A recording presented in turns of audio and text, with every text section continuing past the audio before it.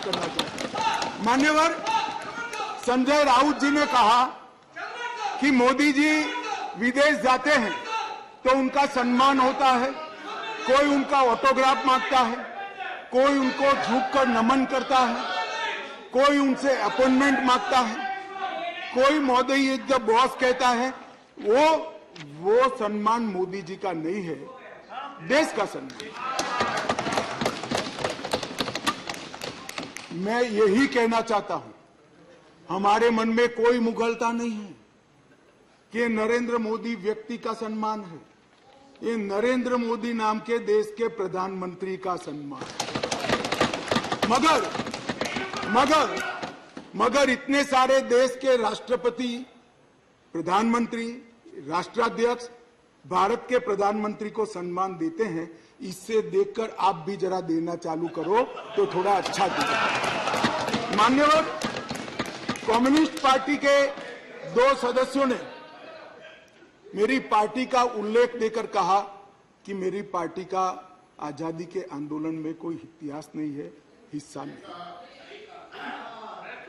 सुनिए, मगर मैं उनके एक व्यवहारिक जनरल नॉलेज पर क्वेश्चन उठाना चाहता हूं कि जो व्यक्ति का, मतलब इंस्टीट्यूशन के नाते कहता हूं, जो पार्टी का जन्म ही 1950 में हुआ हो, वो आजादी के आंदोलन में कैसे हिस्सा ले सकते हैं भैया?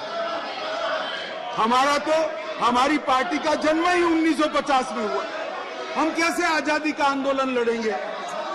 मान्यवर मगर कई ऐसे हमारे फाउंडर मेंबर थे, श्यामा प्रसाद मुखर्जी से लेकर कई सारे।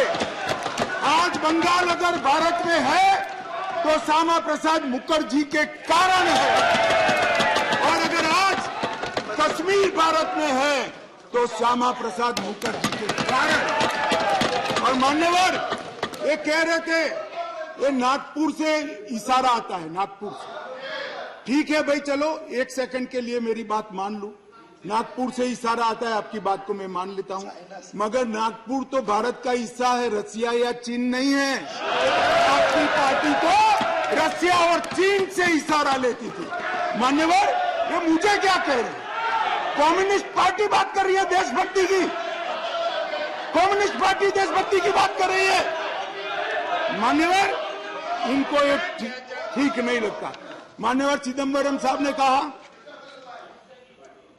साहब ने कहा कि दिल्ली के लिए भी बीजेपी का अधिकार नहीं, दिल्ली में बीजेपी की 2 बार सरकार नहीं हुई। तो भाई अगर यही सिद्धांत है तो आपको तो बोलने का ही अधिकार नहीं है। आपके तो ना संसद सदस्य है, ना धारासभा में कोई सदस्य है। हमारे कम से कम 7 संसद सदस्य भारतीय जनता पार्टी के। और यही थियरी को माने तो विपक्ष के नेता ने ढेर सारे राज्यों के लिए वो बोल ही नहीं पाए।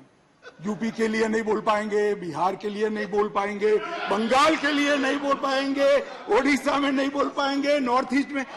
ये सदन का हर सदस्य देश के झर्रे झर्रे के लिए चप्पे बोल सकते। किस तरह से ये देश के गृह मंत्री को रिस्ट्रिक्ट करना चाहते हैं? मान्यवर मैं सदन का सदस्य हूं तो भी देश के किसी भी हिस्से के लिए चिंता करने का मेरा अधिकार है और संविधान दत्त अधिकार है। मान्यवर किस प्रकार की बात इतने सीनियर व्यक्ति करते हैं? मान्यवर